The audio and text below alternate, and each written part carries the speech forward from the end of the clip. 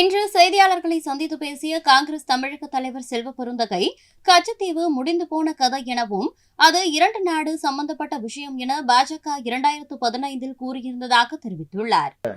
காங்கிரஸ் ஆட்சி 1952 இல்ல நான் சொல்ல வரேன், ஒன்னொன்னா சொல்ல வரேன். கச்சத்தீவு விஷயம் தானே சொல்ல வரீங்க.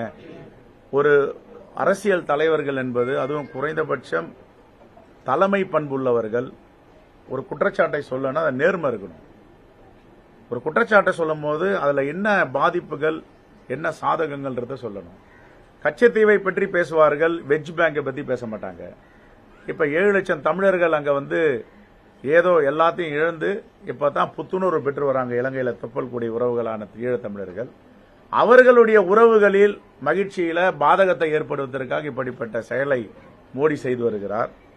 இரண்டாவது, இன்று வெளியுறவுத்துறை அமைச்சராக இருக்கிற ஜெய்சங்கர் 2015ஆம் ஆண்டு வெளியுறவுத்துறை செயலாளராக இருந்தார், ஐஎஃப்எஸ் ஆபீசர்.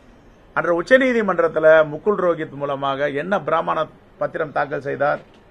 கச்சத்தீவு முடிந்து போன கதை, அதை மீண்டும் திரும்பி பேசக்கூடாது, பேசுவதற்கு எந்த முகாந்திரமும் இல்லை, இதை 2 நாடுகளுக்குள்ளே பிரச்சனை, ரகசிய பிராமண பத்திரங்கள் இருக்கின்றன பேசினார். இப்ப 2015 பேசினது ஒரு வாய், இப்ப தேர்தலுக்காக ஒரு வாயா? அதுதானே சொல்றது சர்வதிகாரம்ன்றமே. இந்திரா காந்தி அம்மையார் அவர்கள் ஒரு அடி எடுத்து வைக்கும் போதும் இந்த தேசத்துடைய முன்னேற்றமும் இந்த தேசத்துடைய வளமும் வலிமைக்காக எடுத்து வச்சாங்க. கச்சத்தீவை பற்றி வரலாறு தெரியாத என்னென்னவோ பேசிட்டு இருக்காங்க அவங்க.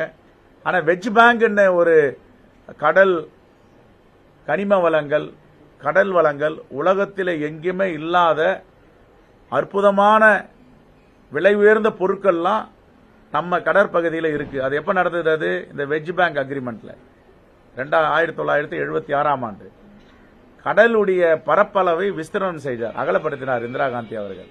ராஜதந்திரமும் இருக்கு, இந்த தேசத்திற்கான வளங்களும் அதுக்குள்ள இருக்கு. செய்திகளை உள்ளது உள்ளபடி தெரிந்து கொள்ள ரெஃப்ளெக்ட் நியூஸை சப்ஸ்கிரைப் பண்ணுங்க.